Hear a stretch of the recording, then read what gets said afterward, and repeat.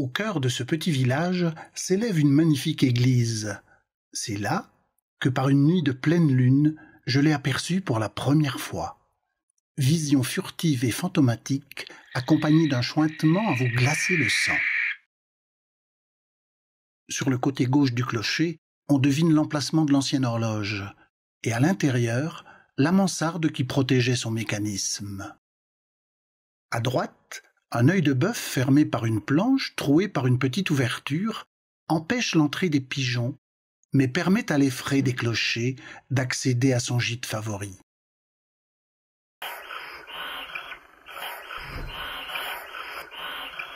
Les rapaces nocturnes ont une structure à l'air différente des rapaces diurnes. Chez les nocturnes, la première rémige primaire de chaque aile est pourvue d'un peigne, tandis que les barbes et barbules de chaque plume sont plus longues, plus soyeuses et plus souples. La combinaison de ces différences permet au vent de glisser sur la surface à l'air sans provoquer le moindre bruit. Lorsqu'une proie est attaquée, elle n'entend pas arriver son agresseur et n'a donc aucune chance de lui échapper. Sur 7 œufs, 4 jeunes sont nés, dont un est nettement plus petit. Cela s'explique par le fait que la femelle ne pond pas forcément chaque jour, mais couve immédiatement.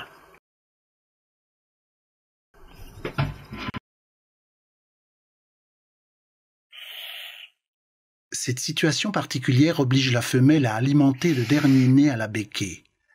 Rassasiés, les aînés suivent l'événement avec intérêt. Plus tard, ils se rappelleront cette scène pour nourrir leurs propres poussins.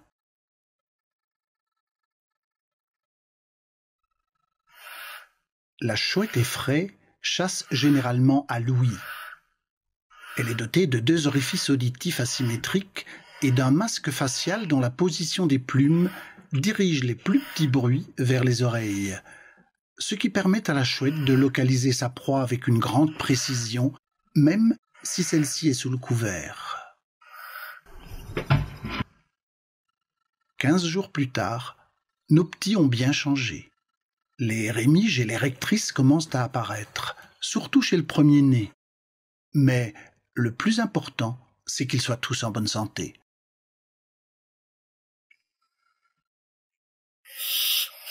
La chouette effraie a 2 façons de manger.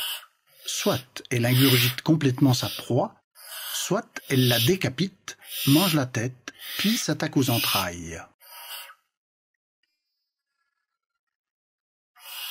Décapiter un petit mammifère nécessite un bec puissant et des serres affûtées. Pourtant, ce jeune, encore couvert de duvet, y arrive sans difficulté.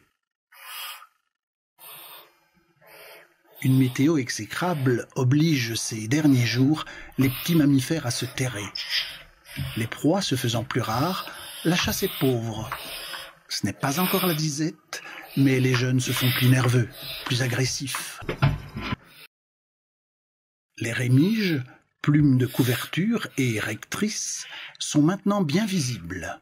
Quant aux tectrices, elles commencent à remplacer le duvet chez les plus âgés. Voici un comportement tout à fait inhabituel dans une famille de rapaces. Le plus âgé offre une proie au dernier né. Les rapaces sont pourvus d'un appareil digestif particulier qui trie les parties comestibles de la proie ingurgitée et enveloppe les parties indigestes dans une pelote dite de réjection, qui est régurgitée après la digestion. Aujourd'hui, 2 jeunes sont encore présents au nid. Le départ du plus âgé va se faire dans les 4 à 5 jours. Pour le plus petit, une bonne semaine sera encore nécessaire avant le grand envol.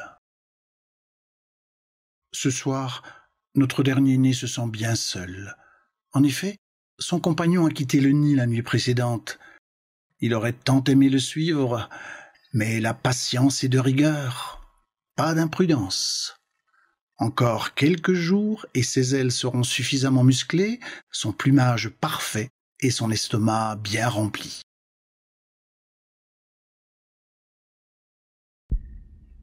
Ça y est, cette nuit de pleine lune semble idéale pour le départ du dernier né.